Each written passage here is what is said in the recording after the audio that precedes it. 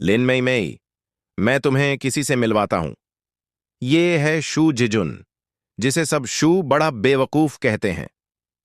आदमी अपने दोस्तों के सामने शान से दिखा रहा था कि उसने लड़की को कैसे पटाया, लेकिन अगले ही पल लड़की ने उसे सीधा पानी के तालाब में धक्का दे दिया।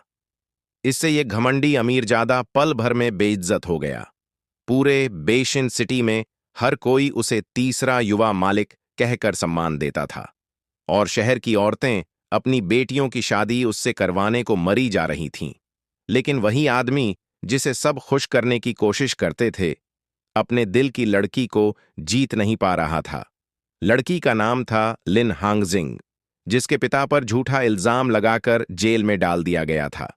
रहने की कोई जगह न होने पर वह पिता के दोस्त शाओ हैशान के घर शरण लेती है और वहीं शाओ परिवार के घर में रहना शुरू करती है।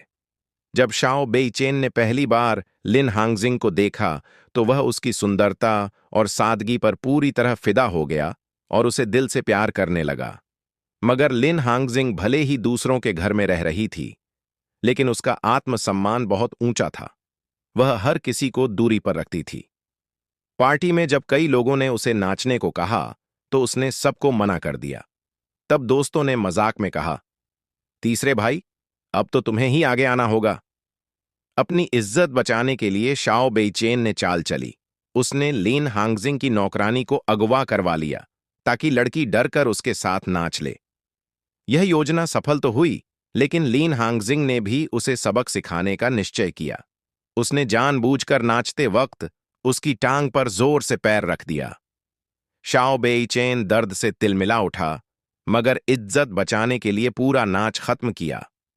बाद में उसने दोस्तों से शर्त लगाई कि 1 महीने में मैं इस लड़की को अपने प्यार में डाल दूंगा। किसी और लड़की को पाना उसके लिए खेल था, लेकिन लिन हांगजिंग के सामने उसकी सारी चालें बेकार पड़ गईं। कभी वह खुद उसे स्कूल छोड़ने आता तो कभी उसे अगवा करवाकर हीरो बनता, मगर हर बार लिन हांगजिंग उसकी चालें भांप लेती थीं। शाओ बेईचेन को बहुत शर्मिंदगी महसूस हुई, लेकिन उसने हार नहीं मानी।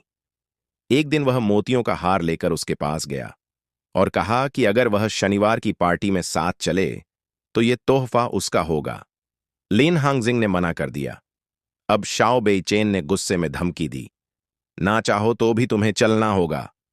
मगर लिन हांगजिंग डरने वाली नहीं थी। एक दिन शाओ बेईचेन ने उसका पीछा किया और देखा कि वह अखबार के दफ्तर में काम करती है, जहां वह सैन्य अधिकारियों के खिलाफ लेख लिखती थी। उसने सोचा, अब तो मैं इसे इसी से ब्लैकमेल करूंगा। लिन को मजबूरी में मानना पड़ा, लेकिन अगले दिन अखबार बंद कर दिया गया। लिन को लगा कि यह सब शाओ बेईचेन ने किया है और वह पार्टी में जाकर उसका सामना करने पहुंची।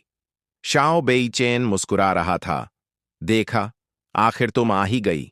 मगर लड़की ने सबके सामने उसे पानी के तालाब में फेंक दिया और सबके सामने उसे जलील किया। कहा, अगर तुम्हारे पास परिवार की दौलत न होती तो तुम कुछ भी नहीं हो। यह सुनकर शाओ बेईचेन गुस्से में बोला, मुझे नाराज किया है तो अब तुम बेइशी में चैन से नहीं रह पाओगी। बाहर से शाओ बेईचेन जितना घमंडी था, अंदर से उतना ही कमजोर। उसने खुद पर शक करना शुरू कर दिया। क्या सच में मैं बिना दौलत कुछ नहीं हूं? उसे अब भी लिन से प्यार था, मगर नाकामी ने उसका आत्मविश्वास तोड़ दिया। उसके दोस्तों ने मदद करने के लिए खुद ही चाल चली।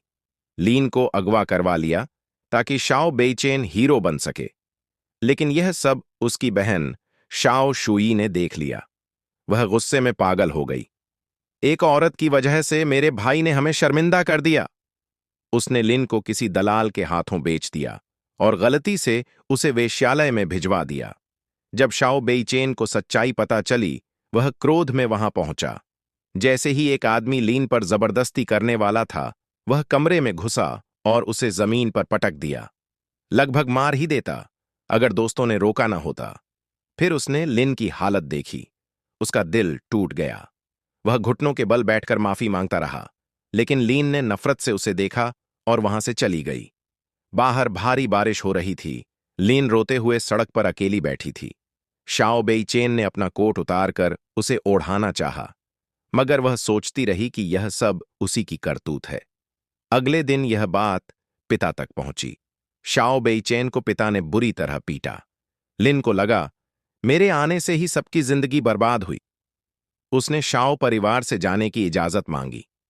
शाओ हैशान ने बताया कि उसके पिता जेल में हैं, पर उसने उनके लिए इंतजाम कर रखा है।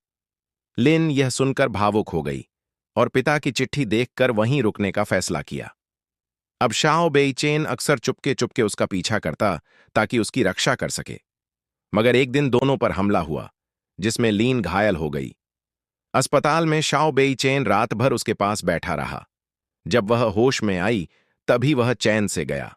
इस घटना के बाद उसे एहसास हुआ, अगर वह वाकई उसकी रक्षा करना चाहता है तो उसे मजबूत बनना होगा, और इसी कारण उसने फौज में भर्ती होने का फैसला किया।